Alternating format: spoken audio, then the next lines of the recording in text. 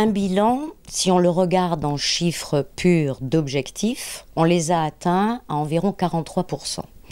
Mais si on affine et l'on vérifie par rapport à notre travail effectué, aux dossiers qui sont éligibles, qui sont recevables, ou à toutes les consultations qui ont été faites, on l'a atteint à plus de 96%.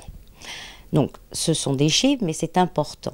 C'est important de voir qu'aujourd'hui, à pratiquement quelques mois de la fin de l'opération, on a engrangé un volume d'activités, de préparation de dossiers qui ne pourront être lus déjà en 2019, au cours de cette année 2019, on va pratiquement doubler le montant des travaux qui ont été engrangés sur les périodes précédentes. Toujours un décalage de 2 à 3 ans.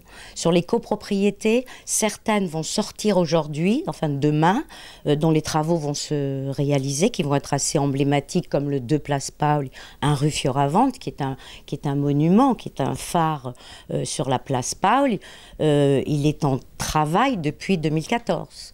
Mais il y avait beaucoup de contingences à régler, et notamment le préfinancement, parce que ce sont des travaux très lourds de sortie d'insalubrité, de dégradation. Qu'attendez-vous maintenant de cette fin d'opération ?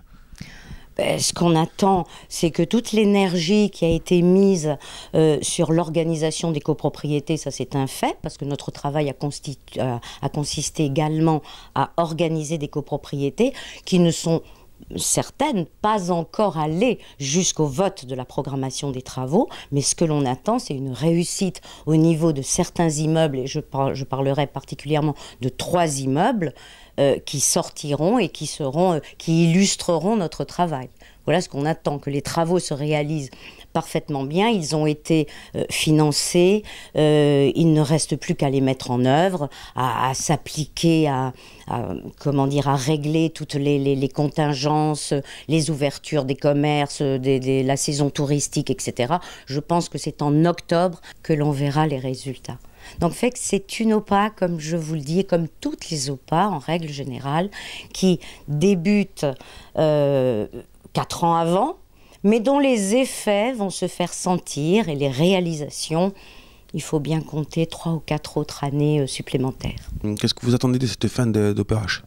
On attend d'abord que les dossiers en cours puissent être réalisés, puissent être terminés, mais l'objectif que nous avons finalement, c'est de renouveler l'opération, c'est-à-dire de poursuivre notre OPH, qui se déroulera, je l'espère, à partir de 2020, pour quelques années, pour 4 ou 5 ans également, mais ça concernera normalement l'ensemble de la communauté de communes. C'est-à-dire que là, l'OPH, elle se situait sur les 5 communes de l'ancien bassin de Villiers-le-Rousse.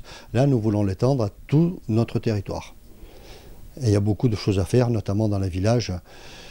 Je pense notamment aux propriétés dégradées, aux copropriétés dégradées, où il y aura un gros travail de recherche, un travail de fourmi à faire pour que les dossiers puissent aboutir.